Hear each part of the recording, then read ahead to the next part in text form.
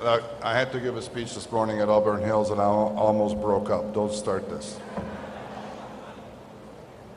Ron, thank you very much for your remarks today, but I think it's much more important that you and Brian Deese be here to celebrate this moment. I can tell all of you that having spent a lot of time in Washington in 2009, and especially with Ron, that there were no stronger advocates for the survival of Chrysler than Brian and Ron. They took on a number of skeptics who saw another fate for Chrysler and were very fortunate, ultimately, that their views prevailed. Anyway, good afternoon to all of you, dear colleagues, ladies and gentlemen, elected officials, and honored guests. I thank you for being with us on this important day. June 10th, 2009, barely 2 years ago, what now appears to be a very distant past, represented a new beginning for all of us. For me, who had just arrived at Chrysler to begin this turnaround, for you who have been through several trying months and even years full of trepidation and uncertainty, and for Chrysler, the organization as a whole, Chrysler had just emerged from bankruptcy in one of the darkest periods in its history. And even though we knew little about each other, we all hoped that somehow we would rebuild this company and restore it to its rightful place. We were united by the same passion, the kind of passion that only great projects can inspire.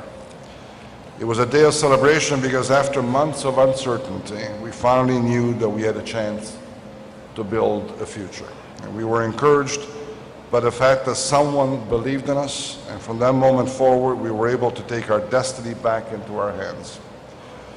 And that joy was conditioned by the sense of responsibility that we all shared. Not just for the privilege we've been given of helping an American icon get back up on its feet, but more importantly, for our moral obligation to justify the support that American and Canadian taxpayers had given us. We knew that we had to live up to the expectations of those who had made sacrifices on our behalf.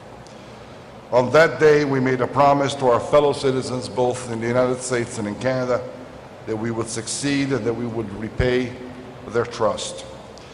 And that promise was not only to them, but it was first of all to ourselves. I'm pleased to announce that significantly in advance of the initial plan, in a little more than 23 months, not 2 years, a little more than 23 months from the momentous day, we have fulfilled our promise. We have received confirmation this morning at 10:13 a.m. from Citigroup that Chrysler Group repaid with interest by wire transfer to the United States Treasury and by bank transfer to the Canadian government every penny that had been loaned less than 2 years ago.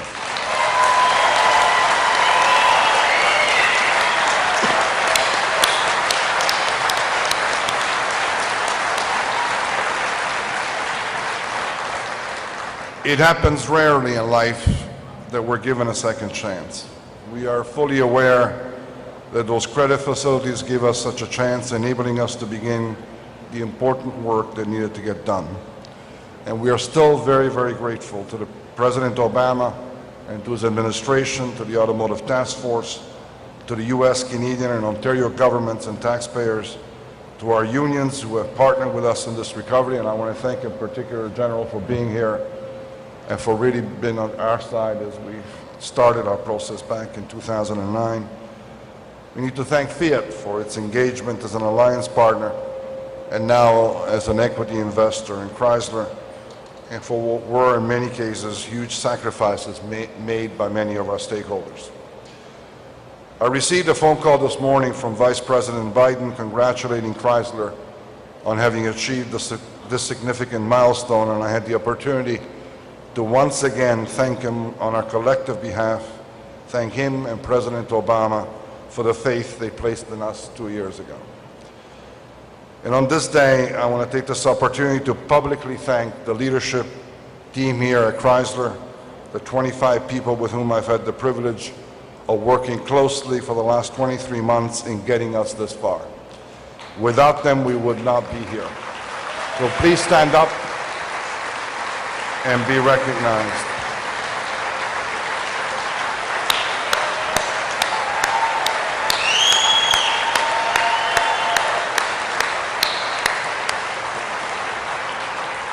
And in particular, this day would not have been possible without the tireless efforts and the dedication of two individuals in our leadership team, Ollie Lease, our General Counsel, and Richard Palmer, our Chief Financial Officer. We owe them a tremendous debt of gratitude for their selfless dedication to Chrysler and to this repayment project. I think you should stand up so they can recognize you.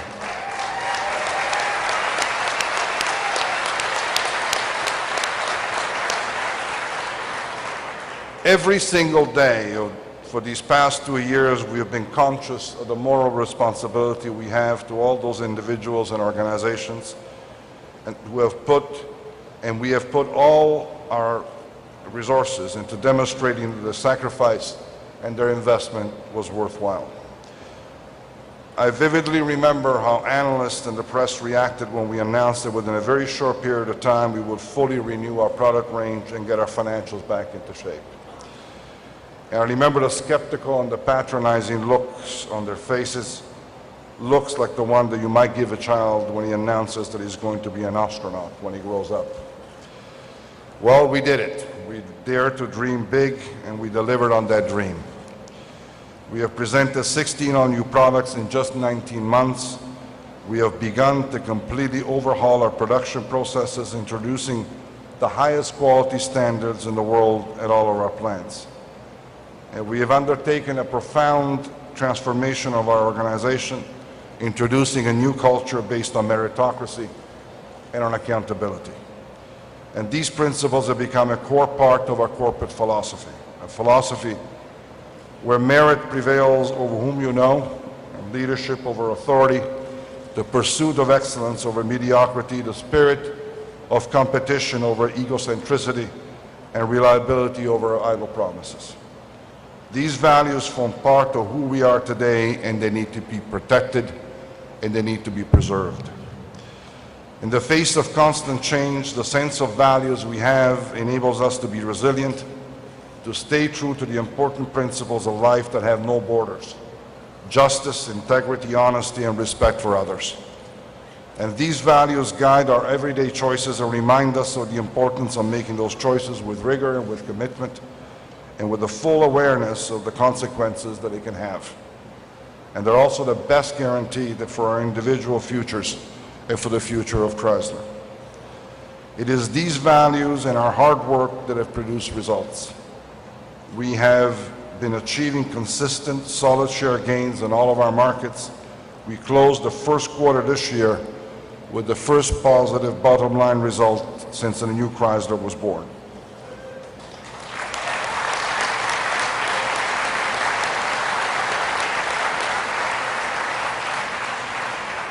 We are changing both the image and the substance of our group and are regaining the faith of the public at large, and even more importantly, of our customers. This impressive about-face prompted one commentator to say that we have gone from third world to world class. Now, we all knew that it was not going to be easy. All of us remember that until just a short time ago, in the eyes of most, Chrysler had been condemned to death. It wasn't going to be easy to regain confidence from a world that has seemingly turned its back on the organization.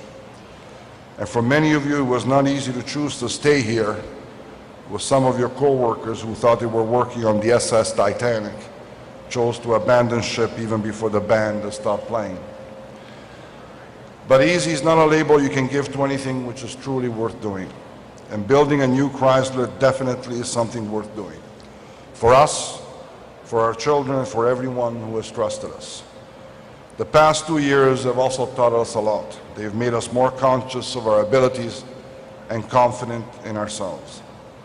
They taught us that the only difference between the possible and the impossible is that the impossible has never been done before. This morning I wrote a letter to all of the Chrysler employees that you probably either received, or if not, you will shortly. And then I decided I couldn't stay in my office, not today. I needed to come here, and I needed to see you. Today is one of those days you want to share with those who made it a reality. And that is why it was very important for me to come here and speak to you, to all of you in person, and with all your co-workers who are watching this from other plants. I wanted to thank you, each and every one of you, for what you've done. The paid buttons that we made are more than just a souvenir to mark the day, more than simply an object that you pull out in 20 years and say, I was there when Chrysler repaid its debt to the government. They're a reminder of what you're capable of achieving.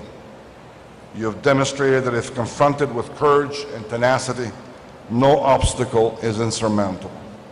You've demonstrated what can be achieved by the hard work and passion of tens of thousands of people who don't give in when the going gets tough, but rather who dig deep within themselves and find the strength to get back on their feet and move forward. You demonstrated the level of pride that exists within Chrysler through your determination to restore it to its rightful place. And above all, you've demonstrated your belief in yourselves and in each other. This is what the button is about, not just repayment, but also faith in who we are and where we're going. These moments are not just moments of celebration. They're also occasions to reflect on how we got here and why we got here. As always happens in life, the hardest, the most difficult moments, when you feel lost and you believe that there's no longer hope, are also the most meaningful and the most character-forming moments that change you forever. Those who survive, who find the strength and the courage to stand and fight, will never be as before. Survivors are different people. They're special people. You and I, together with all of our other colleagues at Chrysler, are survivors. And especially you here at SHAP, a plant which in our original plans was slated for closure. A plant which is now looking forward to the introduction of a new state-of-the-art platform which will guarantee it a future for a very long time.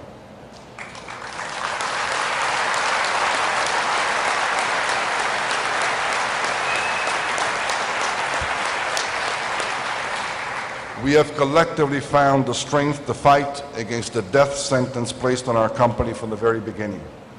We found within ourselves the courage to act and to reverse our fate, and now we're living day by day a new life based on what we have learned from that experience. And for that reason, we're special people, because we have learned to look at the future in a way different from others. We have a level of awareness and understanding of the world that is different from anyone else, that is rare and that is precious. We're capable of appreciating every single moment and every single thing in this new life that has been granted to us. And I urge you to never forget the experience we've been through, but rather to treasure it every day. Being survivors has not only empowered us to pull out the best in ourselves and our work and for the company, but it's also had an impact on our personal lives, and in the end, it has all made us better people. There's an untold story in what we're living, one that is in a sense too early to tell, and that involves your personal transformation, the transformation of the leaders who have been involved in the revival of Chrysler's fortunes and of the people whose lives they hold in their hands. There are dozens of similar and probably more valid and powerful examples out there. Lou Gerstner's resurrection at IBM, Oppenheimer's experiences with the team that built the atomic bomb in the Manhattan Project, Bill Clinton's remarkable victory in the 1992 presidential race. But the common element with all of them is that they leave an indelible mark on the formation and on the growth of leaders. They are changed forever. We have changed forever because we now know that ultimately, regardless of circumstances, we have the power to refuse our consent. We have an obligation to refuse our consent to decay, to disengage from competition, to industrial neglect, to the removal of wasteful activities, because ultimately, consenting to these things is a denial of our right to live and to our obligation to protect the welfare of our people. The commercial that we aired during this year's Super Bowl gave a good portrayal of what Chrysler has become today. A company that has been to hell and back and yet still dares to dream. A group of people free to venture beyond the ordinary and the expected, free from prejudices and the limitations of habit, free to express their creativity and even break the conventions of what a TV commercial should be. That spot is homage to the culture of action and to our industrial roots. It speaks about hard work and results achieved through resilience and tireless efforts, about people that are not resigned to their destiny, but redesign the future for themselves day after day. It is not simply a commercial, it is the embodiment of our spirit. It portrays our company and its aspirations. It shows our passion for cars and our desire to simply create the best. It embodies the values upon which the American dream was built. And in the end, it expresses the vision that we're making come to pass. Imported from Detroit is a line that has resonated even with those who were not born here and raised here, but who understand the grit and the determination that underlie the spirit. Today is a major milestone for Chrysler Group, but our work is by no means finished. As Winston Churchill said after the British won an important victory in World War II, now this is not the end. It's not even the beginning of the end, but it is perhaps the end of the beginning. Repayment of the government loans closes an important chapter in our history, but we still have a great deal left to accomplish before regaining our rightful place in the automotive landscape. Today, we can also look forward to an extraordinary transformation that we will undertake together with our Fiat partner. The alliance is moving forward rapidly, and we're doing everything possible to accelerate the pace and to bring about in the shortest possible time the birth of a single group, bringing even greater stability and strength to the relationship in the interest of both partners. An organization which is capable of fully leveraging each partner's international capabilities, an efficient and a competitive global automaker possessing advanced technological know-how and the determination to establish itself as a leader in the sector. And above all, a group that offers its employees a more certain future and a challenging environment where cultural exchange and integration, together with a competitive spirit, provide the ideal conditions for their professional and their personal growth. As I wrote to you this morning, painters know that every painting, even the greatest masterpieces, begin with splashes of colors on a gray canvas. They know that giving life to a piece of art is much more than a question of inspiration, passion, and vision than just technical skills. Chrysler is still in its infancy. Most of the paint is still on the palette, and we have to put every effort now in order to complete this momentous integration, but driven by humility, by determination, and by rigor. But I'm confident about our future because we're moving forward with clarity of purpose, and we share the same vision and aspiration as to what we would like our company to become. Not the biggest, just the best. I'm confident because I know that when all is said and done, an enterprise is nothing more than the collection of the will and of the aspirations of the people that work in it. You are creating a Chrysler that you want to be part of, and the bricks and the mortar of the new edifice we call Chrysler are your values, your courage, and your passion. I like what I see. I'm proud to be part of this group, to share in the work and in the vision that are giving life to this canvas. Thank you again for what you're doing and for who you are, and I wish us all Godspeed.